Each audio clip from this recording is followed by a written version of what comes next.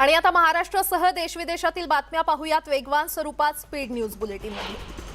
राज्यातील शिवसेना विरुद्ध राणा दाम्पत्याचा वाद आता दिल्ली दरबारी पोहोचलेला आहे। राणा दाम्पत्य दिल्लीमध्ये दाखल झालेत। दिल्लीमध्ये ते ओम बिर्ला यांची सर्वात आधी भेट घेणार आहेत। तसंच अमित शहा यांना महाराष्ट्रात आमच्याशी गैरव्यवहार झाल्याचं ते सांगणार आहेत।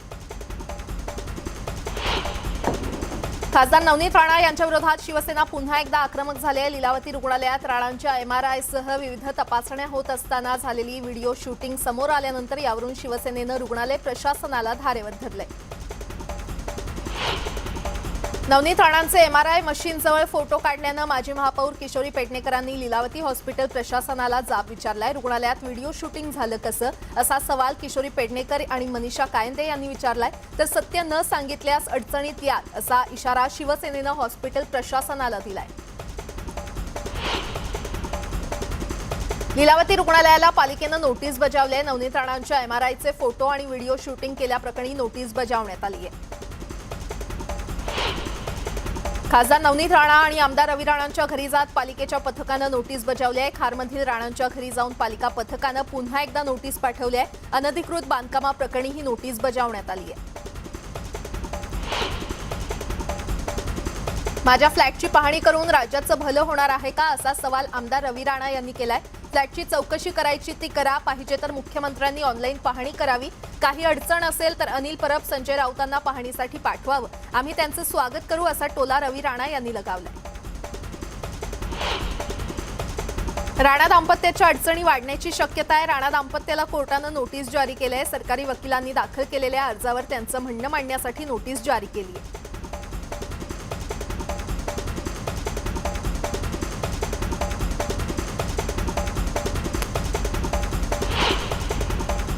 आम्ही कोर्टाचा अवमान केला नाही, सरकारकडून आमचा आवाज दाबण्याचा प्रयत्न होतोय असा आरोप खासदार नवनीत राणा यांनी केलाय। लोकशाहीद्वारे सरकारला प्रत्युत्तर देतोय, गुंड पाठवून आमच्यावर हल्ला करण्यात आला असंही नवनीत राणा म्हटल्या। राज्यात विजेचा प्रश्न गंभीर झालाय। परिणामी वीज संकटावर वीज प्रश्न विचारला असता ऊर्जामंत्री नितीन राऊतांनी पळ काढावा लागला। इतकंच नव्हे तर राज्यात लोडशेडिंग नसल्याचा दावा देखील त्यांनी केला। कोळशाचा तुटवडा नसल्याची माहिती त्यांनी दिली। मग असं असताना नागरिकांना वीज का मिळत नाही असे प्रश्न उपस्थित होत आहेत। मात्र त्यांचं उत्तर देण्याऐवजी नितीन राऊतांनी पळ काढला। राज्यमंत्री अब्दुल सत्तार यांनी माजी मंत्री अर्जुन खोतकर यांचं अचानक भाषण थांबवलं। एका उद्घाटन समारंभामध्ये माजी मंत्री अर्जुन खोतकर यांचं भाषण रंगात आलं असतानाच सत्तारांनी त्यांचं भाषण थांबवलं। मी पुन्हा येईल असं म्हटल्यावर उपस्थितांमध्ये एकच हशा पिकला। वेळेअभावी भाषण पूर्ण न करता आल्यानं मी पुन्हा येईन असं म्हणत त्यांनी देवेंद्र फडणवीसांना टोला लगावला। मुख्यमंत्री उद्धव ठाकरे राज्यातील शिवसेनेच्या सर्व आमदारांची विभागावर भेट घेणार आहेत। भेटीत शिवसेना आमदारांच्या मतदारसंघातील विकास कामांवर आणि शेजारील शिवसेनेचे आमदार नसलेल्या मतदारसंघातील पक्ष बांधणीवर प्रामुख्याने चर्चा होईल। वर्षा बंगल्यावर ही बैठक होते। या बैठकीमध्ये मुख्यमंत्री उद्धव ठाकरे कोकणातील सर्व शिवसेना आमदारांसोबत चर्चा करणार आहेत। राज ठाकरेंविरोधात राजद्रोहाचा गुन्हा दाखल करण्याची याचिका मुंबई उच्च न्यायालयापुढे सादर करण्यात आली आहे। राज्यासह देशभरातील मशिदींवरील भोंग्यांवरून राज्य सरकारला थेट आव्हान दिल्याचा दावा या याचिकेमध्ये करण्यात आलाय। हेमंत पाटील यांनी दाखल केलेल्या याचिकेवर लवकरच सुनावणीची शक्यता वर्तवण्यात आली आहे। पर्यावरण मंत्री आदित्य ठाकरे यांच्या हस्ते आज मुंबईमध्ये कचऱ्यापासून बायोगॅस निर्माण करून त्यावर इलेक्ट्रिक कार चार्जिंग करण्याच्या सुविधांचं उद्घाटन करण्यात आलं। पर्यावरणपूरक अशा या चार्जिंग स्टेशनमुळे आता इलेक्ट्रिक कार वापरणाऱ्या मुंबईकरांना मोठी सुविधा उपलब्ध होणार आहे। आदित्य ठाकरे 10 जूनला अयोध्या दौऱ्यावर जाणार आहेत। या दौऱ्याची कार्यक्रम पत्रिका न्यूज 18 लोकमतच्या हाती लागली आहे। पत्रिकेनुसार ते सकाळी अयोध्येमध्ये राम जन्मभूमीचं दर्शन घेणार आहेत। नंतर हनुमान गढीचं ते दर्शन घेतील। त्यानंतर आदित्य ठाकरे लक्ष्मण किल्ल्याचं दर्शन घेऊन पत्रकार परिषद घेणार आहेत आणि संध्याकाळी शरयू नदीवर महाआरती करणार आहेत। देशासह राज्यातील जनता महागाईनं त्रस्त आहे। मात्र अशा परिस्थितीमध्ये आमदार सदाभाऊ खोत यांनी समर्थन केलंय। कशाची महागाई आली? 20,000चं सोनं 50,000 तोळं झालं तरी लोक घेतात ना? महागाई झाली तरी लोक दारू पिणं सोडतात का असा सवाल खोत यांनी केलाय। कांदा डाळीच्या किमती वाढल्यास शेतकरी सुखी होईल, महागाईचा शेतकऱ्यांना फायदाच होईल असा अजब तर्क सदाभाऊ खोत यांनी मांडलाय। भाजप नेते किरीट सोमय्यांनी संजय राऊतांविरोधात तक्रार दाखल केली आहे। नवघर पोलीस ठाण्यात किरीट सोमय्या, पत्नी मेधा आणि मुलगा नील यांनी ही तक्रार दाखल केली। संजय राऊतांनी सोमय्यांच्या युवक प्रतिष्ठान विरोधात तक्रार दाखल केली आहे। 2013-14 मध्ये सोमय्या यांनी एका कंपनी विरोधात आरोप केले होते। त्यानंतर कंपनीच्या प्रमुखाची ईडीने चौकशी देखील केली। त्यानंतर 2018-19 मध्ये सोमय्या यांच्याशी संबंधित युवक प्रतिष्ठानला याच कंपनीकडून मोठ्या प्रमाणावर निधी मिळाला। मग ही खंडणी नाही का, असा सवाल संजय राऊत यांनी केलाय। किरीट सोमय्यांचे आणखी घोटाळे समोर आणणार आहे, असा इशारा शिवसेना खासदार संजय राऊत यांनी दिलाय। तर लवकरच भाजपचा मुखवटा फाडला जाणार आहे, त्यावेळी आरोपांऐवजी प्रश्नांची उत्तरं द्या, असं संजय राऊत यांनी म्हटलंय। मुंबईत 20हून अधिक ठिकाणी एनआयएनं छापे टाकलेत। अंडरवर्ल्ड डॉन दाऊद इब्राहिमशी संबंधित अनेकांवर ही छापेमारी करण्यात आली आहे। नागपाडा, गोरेगाव, बोरिवली, सांताक्रूज, मुंब्रा आणि भेंडी बाजार यासह अनेक ठिकाणी एनआयएनं छापे टाकलेले आहेत। दाऊदशी संबंधित अनेक हवाला ऑपरेटर्स आणि ड्रग पेडलर्स यांच्या ठिकाणांवर हे छापे टाकण्यात आले। वांद्र्यातील निर्माते समीर हिंगोरा यांच्या घरावर एनआयएनं छापा टाकलाय। सचिन तेंडुलकरच्या घराशेजारीच हिंगोरांचं घर आहे। तर ओशिवरामध्ये देखील 2 ठिकाणी छापा टाकण्यात आलाय। प्लुटो इमारतीतील आतिफ शेख आणि तबस्सुम शेख यांच्या घरावर छापेमारी करण्यात आली आहे। तर लोखंडवाला कॉम्प्लेक्स परिसरातील ऋषिकेश इमारतीतील सुरेश शेट्टींच्या घरावर धाड टाकण्यात आली आहे। दरम्यान माहीम दर्ग्याचे विश्वस्त देखील एनआयएच्या रडारवर आहे। सकाळी 7 वाजता सुहेल खंडवाणी यांच्या घरावर धाड टाकण्यात आली। नागपूरच्या बेल तारोडी परिसरातील झोपडपट्टीला भीषण आग लागल्याची घटना घडली आहे। सिलेंडरचा स्फोट झाल्यानंतर आग लागल्याची प्राथमिक माहिती मिळाली। तब्बल तासाभरानंतर आगीवर नियंत्रण मिळवण्यात यश आलं।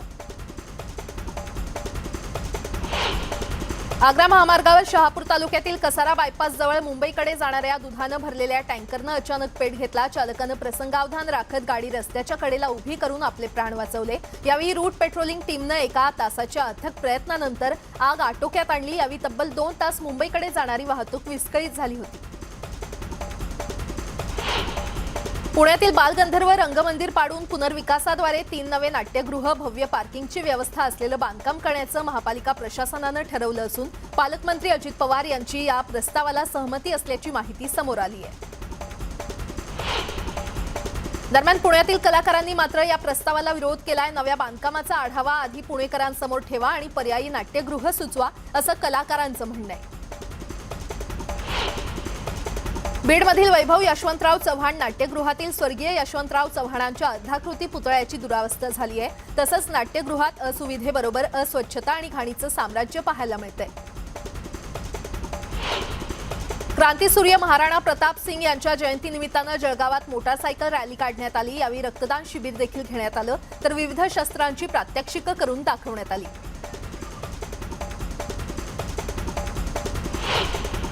बंद पाईपलाईनमधून हजारो लिटर पाण्याची नासाडी होत असल्याचं समोर आलंय। बंद पाईपलाईनच्या वॉलमधून पाण्याची गळती सुरू आहे। या पाईपलाईनमधून जळगावातील जामनेर तालुक्यातील 17 गावांना पाणी पुरवठा केला जातोय। वाया जाणारं पाणी बंद करण्याची मागणी ग्रामस्थांनी केली आहे। दुकान आणि आस्थापनेचं फलक मराठीत लावण्याच्या सक्त सूचना जळगाव जिल्हा व्यापारी महामंडळानं दुकान व्यावसायिकांना दिलेल्या आहेत। तर जिल्ह्यात मराठी नामफलक नसलेल्या दुकानांवर नियमानुसार कारवाई केली जाणार असल्याचा निर्णय जिल्हा व्यापारी महामंडळाच्या बैठकीत घेण्यात आलेला आहे। अमरावती जिल्ह्यातील दर्यापूर येथील गांधी चौकात छत्रपती शिवाजी महाराजांचा पुतळा बसवण्यावर स्थानिक पालिका प्रशासन परवानगी देत नसल्यानं असंख्य शिवप्रेमी अमरावती जिल्हाधिकारी कार्यालयावर धडकलेत। शिवाजी महाराज यांचा पुतळा बसवण्याची परवानगी दिली नाही तर 13 मे रोजी आत्मदहन करणार असल्याचा इशारा शिवप्रेमींनी दिलाय। राज्यात मोठ्या प्रमाणात ऊस शिल्लक असल्यानं शेतकरी अडचणीत आलाय। तर अनेक गरीब आणि अल्पभूधारक शेतकऱ्यांनी आत्महत्या केल्यात। यासाठी अखिल भारतीय छावाच्या वतीनं आंदोलन करण्यात आलं। ऊस लवकर नेला नाही तर कारखाने ताब्यात घेऊ, असा इशारा आंदोलनकर्त्यांनी दिला। जालन्यात पाण्यासाठी महिलांनी पालिकेवर मोर्चा काढला। 1.5 महिन्यांपासून कमी दाबानं आणि अनियमित पाणी पुरवठा होत असल्यानं महिला आक्रमक झाल्या। यावेळी नवीन मोठी पाईपलाईन टाका किंवा जुन्या पाईपलाईनची दुरुस्ती करा, अशी मागणी महिलांनी केली। कोल्हापुरातील छत्रपती शिवाजी महाराज चौकात महागाई विरोधात शिवसेनेकडून अनोखं आंदोलन करण्यात आलं। गॅस दरवाढीवरून संतप्त महिलांनी डोक्यावर सिलेंडर घेऊन आंदोलन करत सिलेंडर नदीत फेकून देत संताप व्यक्त केला।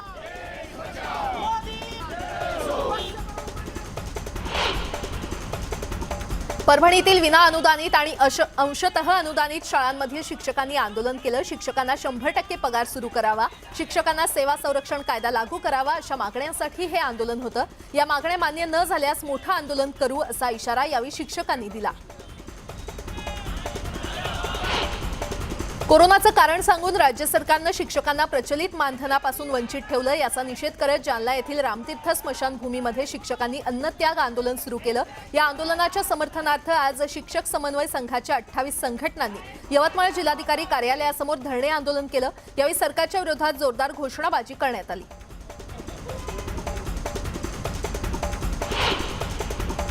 अहमदनगर जिल्ह्यातील राहुरी तालुक्यात यंदा उच्चांकी 12.5 लाख मेट्रिक टन ऊसाचे गाळप झालेले आहे। तनपुरे साखर कारखान्यानं 5 लाख तर प्रसाद शुगरनं 7.5 लाख मेट्रिक टन ऊसाचं गाळप केलं। जिल्ह्यात अद्याप 9 लाख मेट्रिक टन ऊस शिल्लक असताना राहुरी तालुक्यातील दोन्ही साखर कारखान्यानं आघाडी घेत आपल्या कार्यक्षेत्रातील संपूर्ण ऊसाचं गाळप पूर्ण केलंय। मुंबई पुणे द्रुतगती महामार्गावर खोपोलीजवळ गॅस टँकर उलटून अपघात झाला। अपघातग्रस्त टँकर दुसऱ्या लेनवर आल्यानं त्याची धडक अनेक वाहनांना बसली आहे। त्यामुळे या अपघातात 3 जण ठार झालेत। अकोल्यात 2 मोटारसायकलचा अपघात झाला। या अपघातात खाली पडलेला दुचाकीस्वार खाली कोसळल्यानं अज्ञात वाहनानं त्याला चिरडलं। यात 2 जण जखमी झालेत। या प्रकरणी अज्ञात वाहन चालकाविरोधात गुन्हा दाखल करण्यात आलाय। वाशिम जिल्ह्यातील कारंजा शहराजवळ समृद्धी महामार्गालगत उभ्या असलेल्या ट्रेलरला कार धडकून भीषण अपघात झाला। या अपघातात 2 जण ठार तर 5 जण गंभीररित्या जखमी झालेत। स्थानिक नागरिकांच्या मदतीनं सर्व जखमींना बाहेर काढून अमरावतीला उपचारासाठी पाठवण्यात आले। लातूरमधील उदगीर येथे चक्क पतीच्या जिवंतपणी प्रॉपर्टी हडपण्यासाठी पत्नीनं पतीचं मृत्यू प्रमाणपत्र काढल्याची घटना समोर आली आहे। यासाठी नगरपालिकेतून मृत्यू प्रमाणपत्र काढण्यासाठी मदत आणि शिफारस करणाऱ्या माजी नगरसेविका रेखा आपटे आणि तिचा पती ज्ञानेश्वर आपटे या दोघांना पोलिसांनी अटक केली आहे, तर इतर आरोपी अजूनही फरार आहेत। तरुणाला वाढदिवसाचा केक तलवारीनं कापणं महागात पडलंय। अहमदनगर जिल्ह्यातील श्रीरामपूर येथील ऋषिकेश गडाख यानं वाढदिवस साजरा करताना तलवारीनं केक कापला होता। हा व्हिडिओ सोशल मीडियावर व्हायरल झाला होता। या प्रकरणी पोलिसांनी गुन्हा दाखल केलाय। तसंच ऋषिकेश गडाख आणि त्याचा मित्र प्रशांत भोसले यांना ताब्यात घेतलंय। परभणीच्या दर्गा रोड परिसरातून एका तरुणाला तलवारीच्या साठ्यासह अटक केली आहे। या प्रकरणामुळे शहरात मोठी खळबळ माजली आहे। अब्दुल माजेद असं या युवकाचं नाव आहे। दहशतवादी विरोधी पथकानं ही कारवाई केली आहे। वाशिमच्या केकत उमरा शिवारातील पुजारी हत्याकांडाप्रकरणी पोलिसांनी पुजाऱ्याच्या मुलाला अटक केली आहे। हीन दर्जाच्या वागणुकीच्या कारणावरून बापाची हत्या केल्याचं पोलीस तपासात उघड झालंय। साताऱ्यातील औंध पोलिसांच्या ताब्यात असलेल्या 5 आरोपींनी जेलमधून पलायन केलंय। हे 5 जण दरोड्याच्या गुन्ह्याखाली अटकेत होते। या 5 जणांचा सध्या शोध सुरू आहे। मनमाडच्या नांदगावमध्ये ऊसतोड कामगारांना घेऊन जाणारा ट्रक पलटी झालाय। अपघातात 25 जण जखमी झालेत तर 3 जणांची प्रकृती गंभीर आहे। जखमींवर नांदगावच्या शासकीय रुग्णालयात उपचार सुरू आहेत। परभणीच्या जिंतूरमध्ये जागेच्या वादातून हाणामारी झाल्याची घटना समोर आली आहे। वेळेत पोलीस घटनास्थळी दाखल झाल्यानं मोठा अनुचित प्रकार टळला। मात्र या हाणामारीमुळे शहरातील वातावरण तणावग्रस्त झालं। यवतमाळमधील पाटीपुरा परिसरात क्षुल्लक कारणावरून 2 गटात तुंबळ हाणामारी झाली आहे। या हाणामारीमध्ये एकाचा जागीच मृत्यू झाला तर 1 जण जखमी झाला। या प्रकरणी 9 जणांविरोधात शहर पोलिसात गुन्हा दाखल झालाय।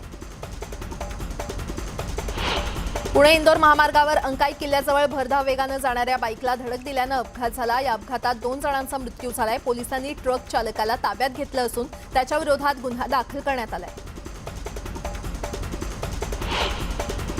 रोजगार हमी योजनेच्या नाला खोलीकरण कामावरील मजुरांवर झुडपात दडून बसलेल्या रानडुकरानं हल्ला केल्याची घटना भंडारा जिल्ह्याच्या मोहाडी तालुक्यातील हिवरा गावाजवळ घडली। यात 3 मजूर जखमी झालेत। वन्य प्राण्यांचा असा अचानक हल्ला झाल्यामुळे मजुरांमध्ये भीतीचं वातावरण पसरलंय।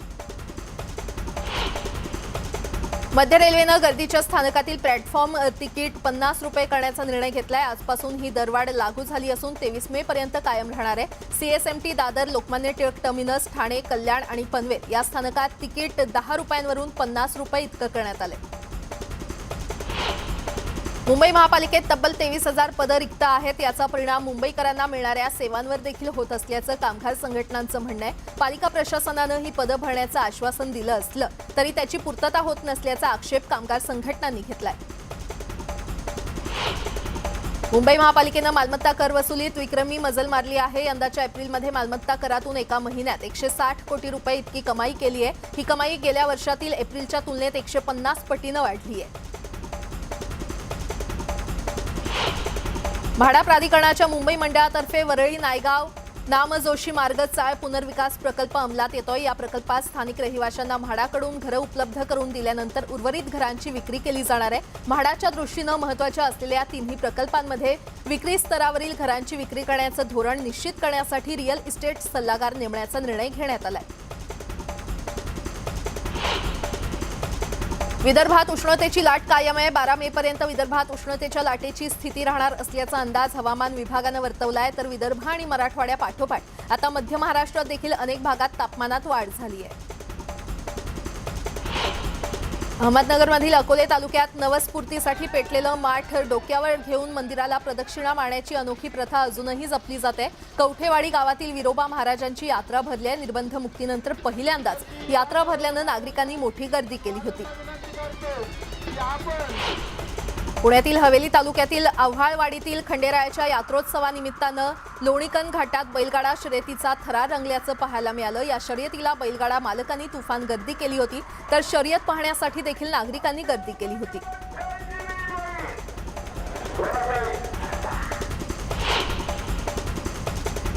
यासोबतच इतरही काही महत्त्वाच्या बातम्या आपण पाहणार आहोत। तुर्तास एक छोटासा ब्रेक, पाहत रहा न्यूज 18 लोकमत।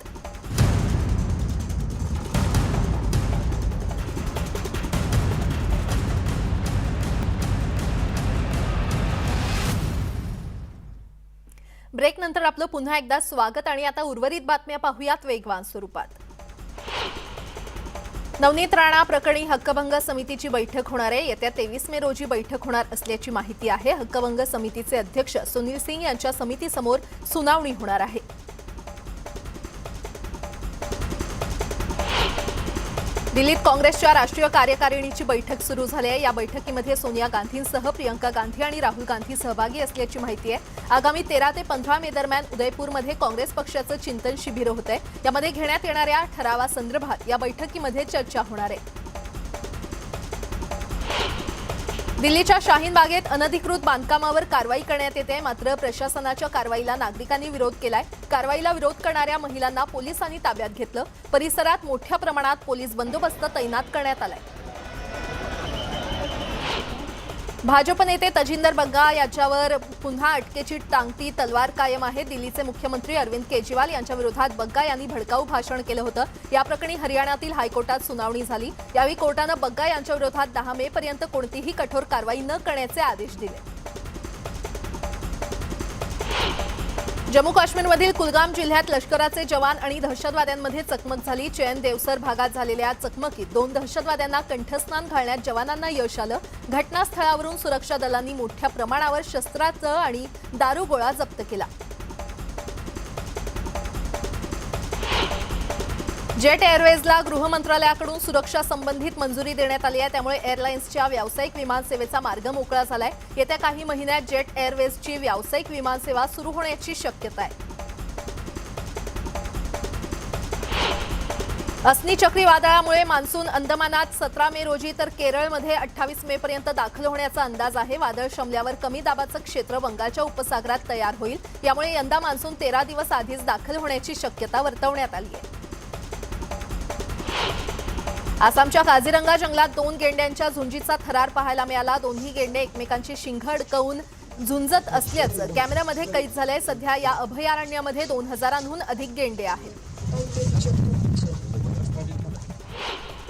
हरियाणातील पानिपत इथे बिबट्याच्या हल्ल्यात 2 जण जखमी झाले। पानिपत जिल्ह्यातील बहरामपूर इथल्या गावामध्ये शिरलेल्या बिबट्याला पकडण्यासाठी बचाव पथकाचे प्रयत्न सुरू होते। यावेळी अचानक बिबट्यानं बचाव पथकातील लोकांवर हल्ला केला। मोठ्या प्रयत्नानंतर अखेर या बिबट्याला पकडण्यात वन विभागाला यश आलं।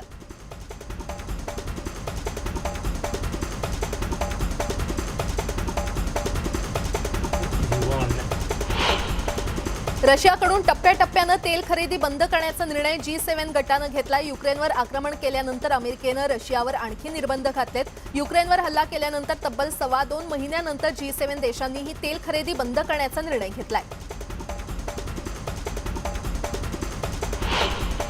आयपीएलमध्ये आज मुंबई इंडियन्स आणि कोलकाता नाईट रायडर्स आमने-सामने येणार आहेत। नवी मुंबईच्या DY पाटील स्टेडियमवर संध्याकाळी 7:30 वाजता सामना रंगणार आहे। दरम्यान मुंबईचं या स्पर्धेतील आव्हान संपलं असलं तरी कोलकात्याच्या आशा जिवंत आहेत।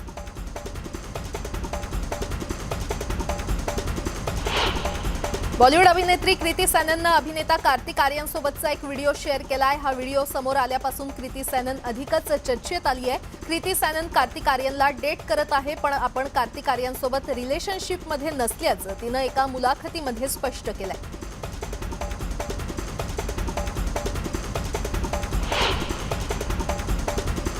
या बातम्यांसह बुलेटिनमध्ये वेळ झाली इथेच थांबण्याची, मात्र ताज्या घडामोडींसाठी पाहत रहा न्यूज 18 लोकमत।